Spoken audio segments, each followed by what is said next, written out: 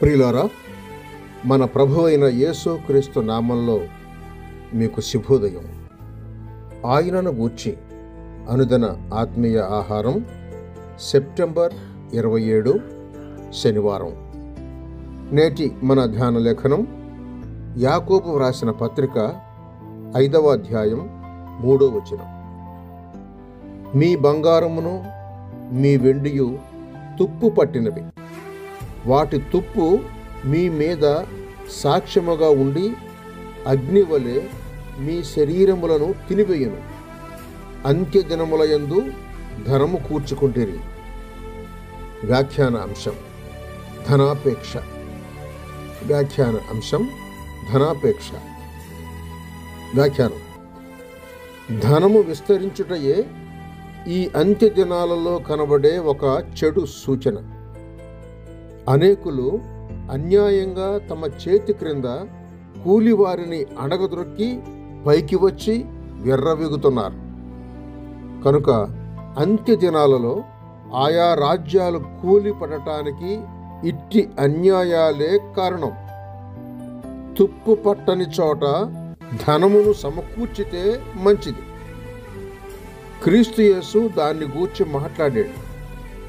చిమ్మెట అయినను తుప్పైనను కేవలం పట్టని జాగా ఏది? అక్కడ దొంగలు కూడా కన్నం వేయరు.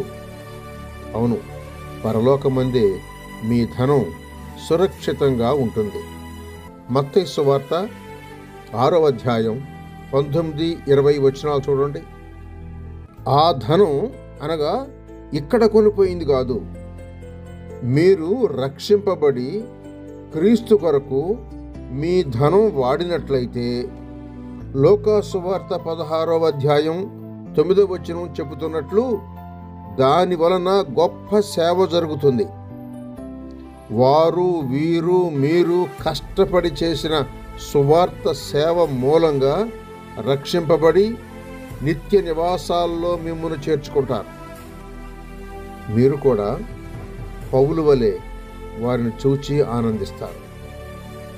పౌలు తాను సువార్తలో కనినవారే క్రీస్తు ఎదుట తనకు మహిమలో అతిశయ కిరీటమై ఉంటారని తెస్సలోనికయులకు రాసిన మొదటి పత్రిక 2వ అధ్యాయం 19వ వచనంలో చెప్పాడు. అంతటా మీ ధనము సరిగా తుప్పు పట్టకుండా క్రీస్తు కొరకు ఉపయోగమై ఫలించినట్టు తేటపడుతుంది. ధనం ఖర్చు చేసి సువార్త యాత్రలు జరిగించండి. బైబిళ్ళు కొని పంచిపెట్టండి. సువార్థికులకు తోడ్పడండి. సహోదరుడు సైలస్ ఫాక్స్. శుభములతో వందనాలు.